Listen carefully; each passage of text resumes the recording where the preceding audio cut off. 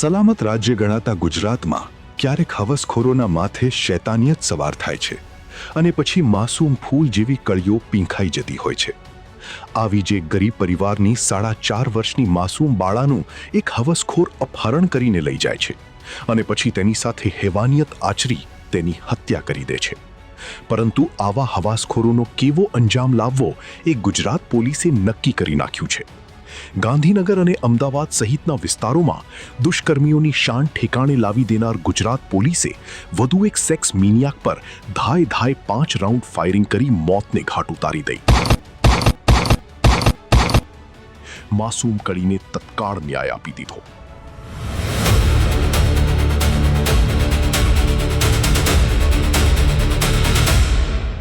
18 જુલાઈની રાત્રે આણંદના Vasad railway station પર 4.5 વર્ષની બાળકી માતા પિતા સાથે સૂતી હતી, જેના પર નરાધમની દાનત બગડે છે અને તેને ઉઠાવીને લઈ જાય છે। બાળકીનું અપહરણ કરીને હેવાન તેના પર દુષ્કર્મ ગુજારે છે, તેને રહેંસી નાખીને હેવાનિયતની તમામ હદ પાર કરી નાખે છે। શંકા ના જાય તે માટે નરાધમ બાળકીને રેલવે ટ્રેક પર ફેંકી દે છે। ગઈ 18 તારીખે રાત્રે લગભગ 8:30 થી 9ની વચ્ચે વાસદ સ્ટેશન ઉપર એક નાની બાળકી છે જેની ઉંમર 4 વર્ષ જેટલી છે। તો એ બાળકીનું અપહરણ કરી અને કોઈ સીસીટીવીમાં દેખાતો કોઈ અજાણ્યો ઇસમ છે એને એ બાળકીને અવાવરૂ જગ્યાએ લઈ જઈ અને એનું મર્ડર કરી યા તો ટ્રેન જોડે અથડાવીને મર્ડર કરી અને ગુનો કરેલ છે। જોકે તેનું ચાલાકી કામ ના આવી અને ગણતરીના કલાકોમાં હેવાન સુરેશ પરમાર પોલીસ પકડમાં આવી ગયો। આ વખતે તેની જેલ યાત્રા નહીં પરંતુ અંતિમ યાત્રા નક્કી હતી। પોલીસ પર તેને હુમલો કરી દીધો અને પછી પોલીસના ફાયરિંગમાં તે મોતને ભેટ્યો।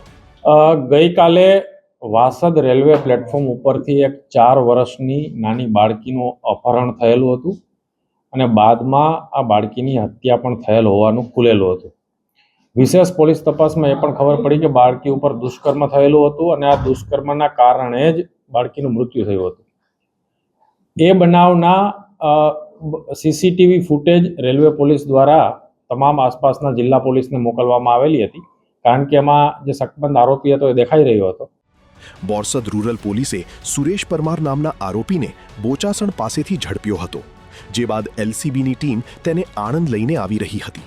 જે દરમિયાન આરોપી સુરેશ પરમાર ઉલટીનું બહાનું કરીને પોલીસનું વાહન ઊભું રખાવે છે। પોલીસની ગાડીની બહાર ઉતારતા જ આરોપી સુરેશ પરમાર તીક્ષ્ણ હથિયાર કાઢે છે અને તેની સાથે બેસનારા 2 પોલીસકર્મી પર હુમલો કરે છે। આરોપી પીએસઆઈ પર પણ હુમલો કરવા જાય છે। તેવામાં પીએસઆઈ પોતાના અને સહકર્મીનો બચાવ કરવા માટે આરોપી પર ફાયરિંગ કરે છે। આરોપી પર 5 રાઉન્ડ ફાયરિંગ કરાય છે, જે બાદ સારવાર દરમિયાન તેનું મોત નીપજે છે। મોડી સાંજના અરસામાં આરોપી બોચાસણ પાસેથી મળી આવેલો હતો। બોરસદ પાસે આ જગ્યા આવેલી છે, જેથી એલસીબી આ આરોપીને લઈ અને પોલીસ સ્ટેશને લાવી રહી હતી। એ દરમિયાન મોડી રાત્રે આરોપીને જ્યારે પકડ્યો ત્યારે નશામાં ખૂબ હતો અને ગાડીમાં સરકારી ગાડીમાં જ્યારે બેસાડ્યો ત્યારે મને ઉલટી જેવું થાય છે, વોમિટ થાય છે એવી ફરિયાદ કરી, જેથી એલસીબીના અધિકારી કર્મચારીઓએ ગાડી સાઈડમાં રાખી અને એને ઉલટી કરવા માટે બહાર નીચે ઉતાર્યો। એ દરમિયાન અચાનક એમણે પોતાની પાસેથી એક તીક્ષ્ણ હથિયાર કાઢી અને એલસીબીના જે અમારા 2 કર્મચારીઓ જેને પકડીને ઊભા હતા, મહિપાલસિંહ રાઠોડ અને રાજવીરસિંહ, બંને ઉપર વારાફરતી હુમલો કરી દીધો। બંનેને ચપ્પાના અનેક ઘા મારેલા છે। આ બંને પોલીસ કર્મચારીઓની સાથે એલસીબીના પીએસઆઈ આઈજે રાણા પણ હતા। એ તરત ગાડીમાંથી ઉતરી અને આ બચાવવા માટે આ બંને તરફ ગયા તો આરોપીએ એમના ઉપર પણ હુમલો કરવાનો પ્રયત્ન કર્યો। બંને પોતાના કર્મચારીઓને ઈજાગ્રસ્ત જોઈ અને પોતાના ઉપર પણ આરોપી હુમલો કરવા જે જનૂનથી આવતો હતો, એટલા માટે પીએસઆઈ આઈજે રાણા દ્વારા પોતાના અને કર્મચારીઓના સ્વ બચાવમાં આરોપી ઉપર પહેલા 1 રાઉન્ડ હવામાં ફાયર કર્યું અને ચેતવવા માટે। આરોપી નહીં રોકાણો, કંટ્રોલ નહીં થયો, વધારે જનૂનથી ઈજા કરવા માટે આવ્યો, જેથી પીએસઆઈ રાણાએ પહેલા એમના પગ ઉપર 1 રાઉન્ડ ફાયર કર્યું, જે ગોળી એને વાગી છે અને આમ છતાં પણ આરોપી ફરી વખત ધસી આવ્યો પીએસઆઈને મારવા માટે। પીએસઆઈએ ફરજિયાત બીજા 4 રાઉન્ડ ફાયર આરોપી ઉપર કર્યું છે। આમ આરોપીને 5 ગોળીઓ વાગી।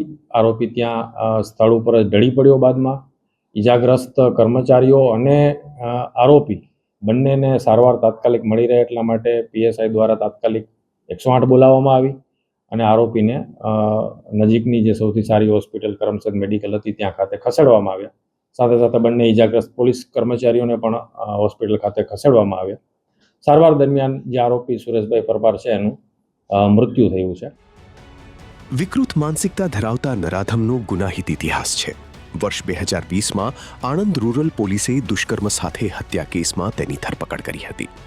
તો વર્ષ 2026માં પણ માર્ચ મહિનામાં નોંધાયેલા રેપ વિથ મર્ડર કેસનો આરોપી પણ આ જ આરોપી હોવાનું પોલીસની પ્રાથમિક તપાસમાં મનાઈ રહ્યું છે. અગાઉનો જે 2020નો એના ઉપર રેપ વિથ મર્ડરનો ગુનો હતો.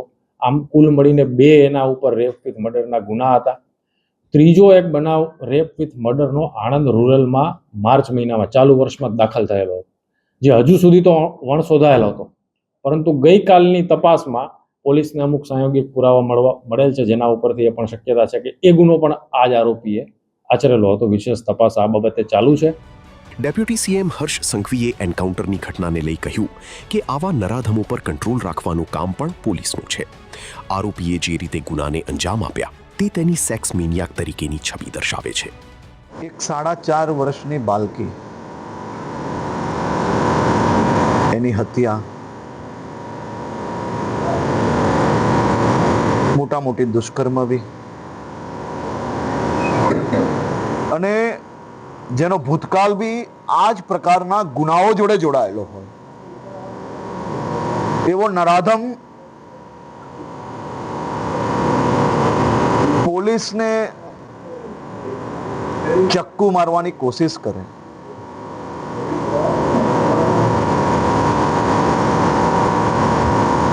ચક્કુ મારવાની કોશિશ કરવી, અનેક ગુનાઓ કરેલા છે, અને એવા નરાધમ સામે જ્યારે પોલીસે સ્વબચાવમાં ફાયરિંગ કરવું પડે,